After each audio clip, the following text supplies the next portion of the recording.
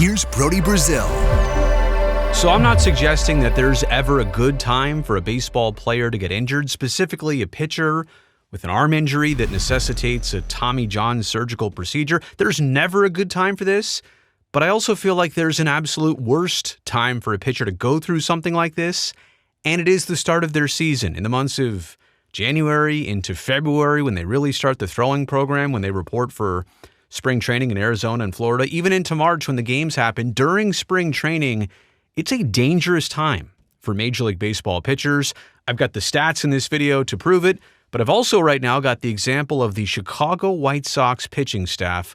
Would you believe that since spring training got underway, they have 5, if not 6, we're still not sure about Mason Adams. I've got his name here up on the screen.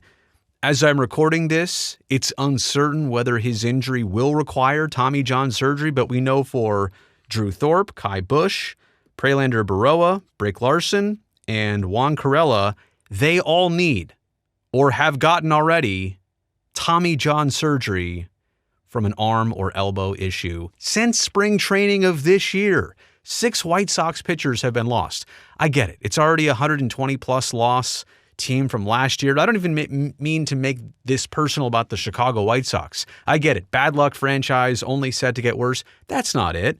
For these guys right here, this is personal. I would never wish anything like that. You should never hope anything like that for anybody, and I think this is terrible, and this is a side note. This is a huge part of their lives. Coming back from one Tommy John surgery, let alone some players do this twice in their career, I don't know that anybody's ever done it 3 times. The success rate is better than it ever used to be, but we shouldn't be having this.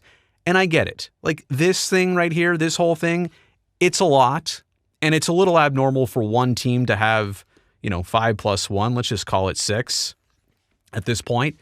It's a little abnormal, but it's not that uncommon. Like, this is not even that surprising. You hear this, you hear me say it, you read this headline, the White Sox have lost 6 pitchers to Tommy John surgery already this year from spring training. Nobody thinks it's a hoax. It's unfortunate because it's so believable. And Major League Baseball, at the end of 2024, back in December, they came out with a 62-page report after a year-long study. All they covered in this report was pitching injuries from the pro and amateur levels. They finally, for the first time ever, went real deep, admitted some of their own even procedural problems, some of their own culture problems in baseball that were lending to these increased arm injuries, and especially during spring trainings before the season got underway. They included conversation and research from pitchers and doctors and trainers and agents and even biomechanists. Like, they really went in deep here. They didn't try and do this surface level. I give baseball a lot of credit for doing an investigation like this about themselves, about an epidemic of arm injuries and issues that they currently have. They tracked player injuries and timings. They really went back on their own metrics and research. They identified potential rule changes. How can we fix this? They also said, this is only a first step, and this 60-plus page report is not necessarily going to fix everything, but at least it's kind of throwing the flag out there that we need to review something, and this was the first step in the process. It was baseball's first real proactive step in, like I said, the arm injury epidemic, which has really presented itself in the last decade plus. Let me just throw in here some personal beliefs. Like, people talk about arm and elbow injuries with pitchers. I think it's a couple different things. But before that, I think that we can all see that baseball doesn't have consistent, dominant starting pitchers like they used to. Where are the Randy Johnsons? Where are the Dave Stewarts? Baseball doesn't have that. The Tom Glavines, the Greg Maddoxes, they don't have that dominant starting pitcher, which is so good for so many innings a year, for so many seasons in a row. Baseball still has lightning in respective bottles, but they don't have the dominant starting pitcher of yesteryear. And I think it's not just one thing. It's not just velocity, but that's part of it. It's not just spin rate and snapping that wrist and elbow as hard as you can as many times. It's not just pitch counts, like we got to stop a guy before he gets to 100 anymore. We can't stretch him out. It's not, but it is partly that. It's all those things combined. They could all be part of the bigger baseball and pitching issue here. I know a lot of people are quick to say, well, it's velocity and just that. Okay. Or it's just spin rate and curveballs. Okay, maybe. Or it's pitch counts. It's everything, in my opinion. It's not one answer. It's all those answers put into one. And I also believe that nothing here is going to change unless pitching culture changes like widespread. This is not just one team that's going to change how baseball pitchers operate and what they're asked to do. It takes all of Major League Baseball, all of minor league baseball, all of college baseball, all of high school baseball, all of Babe Ruth baseball, all of Little League baseball. I could go all the way down the chain here. It basically needs to trickle from the top. It's where it needs to start, the top. It needs to trickle and kind of permeate through all the different levels of baseball, professional and amateur. Okay, take a look at this. Pitcher injured list placements from 2017 to 2024. And on the left, this is spring training through opening day, meaning, basically February. Let's just say this is February till, basically April 1st, right? That was April 1, by the way. I didn't forget the I. Look how this has trended up. Spring training, pitcher IL placements. I mean, in 2017, it was 60. In 2024, it was 12 or 13. That is a clear-cut trend, and it's only going in one direction. Now, you also compare that through the end of the championship season, basically day 2, right? So day 2 of the season through the end of the season, and it actually has gone down. They have figured out some ways in season to have less pitchers placed on the IL. Now, pitchers on the IL, that could be for a blister, that could be for a leg issue, not necessarily an arm issue, but we understand that arm and elbow injuries are a large part of pitcher IL placements. That old forearm tightness is a common trend. Remember how I said earlier that there is a worse time of the year for pitchers and a worse time to get hurt? Look at this unbelievable trend right here. February, March, basically middle of March right there. Look at the elbow injuries and other throwing arm injuries. Look what they do right there. I mean, the season hasn't even, let me draw a line for the season. The season's like right there. Showing up to camp is right there. You work out a few times, you pitch, ouch, you get hurt right there. That's when most people get hurt. Most pitchers get hurt. If you're going to, the average pitcher placement on the IL by month, and this is from 2010 to 2024. So in my opinion, this is a couple years before the real elbow epidemic started or was prevalent.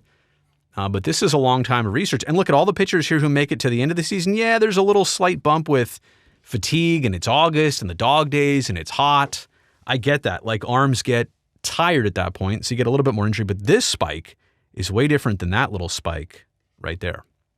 So the timing of this, it's got to give us some answers.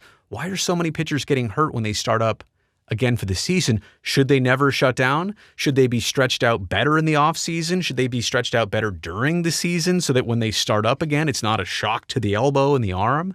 I get it. You can't overwork yourself year round, but there's got to be something to this. Also, take a look at this.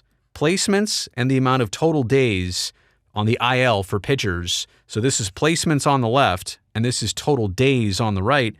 And the trend just kind of goes up here in unison. Placements and days both go up from 2005, and this is 20 plus years. Oh, that's almost a smiley face. 20 plus years of research here. I mean, we're talking about, more than doubling here. About 15,000 in 2005. Now we're well above 30,000 in days on the IL and placements. Placements have almost tripled. Look at placements were just above 200 there. They're close to 600. I bet you pretty soon they get to 600 IL placements. That's kind of crazy how this trend has only continued dramatically in one direction. Now, if you're talking about velocity, right? Velocity is not even just on the fastball, but we can start there. The average four-seam fastball from 2008 to 24 went from 91.3 to 94.2, 3 miles an hour. Slider, up 2 miles an hour. Curveball, up about 4 miles an hour. Changeup, the changeup up 4 ticks. Like, isn't this still a better changeup? Wouldn't you rather throw 93 on your fastball and 81 on your changeup instead of having just like 5 or 6 miles an hour of split on that velo, right? You would still want this one. But I digress. The velocity has gone up on everything since. This is major and minor league UCL surgeries, Tommy John surgeries from 2010 to 2024. And look at this. The minor leagues have shot way up. You know why? Because those pitchers are being asked to do a lot more. There's not more minor league pitchers. They're trying to get to the major leagues. Now, the major leagues has actually kind of gone up just a little bit, but it shows you where the problem in the culture lies. Major leaguers are already doing what they're doing. It's the minor leaguers trying to push themselves even more to try and get noticed with velocity or spin rate or all these advanced metrics. Let me just quickly read you a couple excerpts from that 60-plus page study. Again, they talked to everybody, including an orthopedic surgeon who said, I think there's a lot of factors. There's no question that if we take the simplest thing, which is fastball velocity, you can see how the average increase in fastball velo has completely paralleled the increased incidence of injury. Just like I said, if you could take one factor, it's that. And I agree, but I think it's still multiple factors. A pitching coach. We understand, quote, throwing harder increases your injury risk. That's true at a population level. Now, for the overwhelming majority of human beings on Earth who aspire to play baseball at a serious level, that trade-off is worth it. Increasing your injury risk is worth it. That pitching coach brutally, honestly says. And a former big league pitcher says, quote, I used to pitch to chase outs. That's what you're supposed to be doing. Now they chase velocity. I had to play a chess match to try and get 24 or 27 outs. Now it's a sprint to go as hard as you can, as long as you can. Starters, this is such a great quote right here. Starters have a reliever's mentality now. An orthopedic surgeon, another one, says this. They have such a faith in the Tommy John procedure, like those 5, hopefully not 6 White Sox pitchers are about to go through. They're willing to sacrifice their own elbow, knowing if they wind up tearing it, they can get it fixed. They figure it's worth it. It's what I've got to do to be an elite pitcher, which is to throw 100 miles an hour on every pitch or as hard as I can on every pitch and take my chances. And if I get hurt, I'll get it fixed, end quote, or take your chances with that. The study also had some suggestions saying that better pitcher health is likely through sub-maximum effort. You know, like we said before, you can't throw that hard every single pitch. And also going deeper in games. If you know that you have to throw 120 pitches, you're not exerting yourself 104% on pitch 29, 39, 79 or more. You know you have to pace yourself to stretch it out. The study also said that problems need to be addressed, like I mentioned before, well in advance of being a major leaguer, or they need to go down to the lower levels because those players eventually make it to the higher levels. Surgical advancements are not always a guarantee. That's what I've been saying.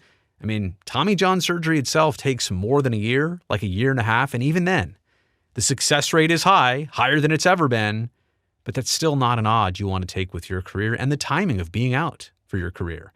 The study also said more cardio training and less power and strength focus training could potentially also help pitchers. So again, I say this with frustration. I say this with sadness for all the pitchers on the Chicago White Sox who are now in this situation and others across baseball. The White Sox aren't alone, but they're kind of an obvious example of a team. And I'm not even suggesting it's their team that's doing something wrong. It happened this way to them and a lot of their pitchers, but it is a glaring example across baseball right now. The game's still not away from its problems with elbow and arm injuries in the Tommy John procedure. Let me know what you think about all this in the comments section down below. Also, while you're down there, thumbs up on this video. That'll greatly help me, this video, and this channel to be seen by others. And one more favor to request, go down there quickly and hit that subscribe button before this video ends. That way I can definitely see you back here next time.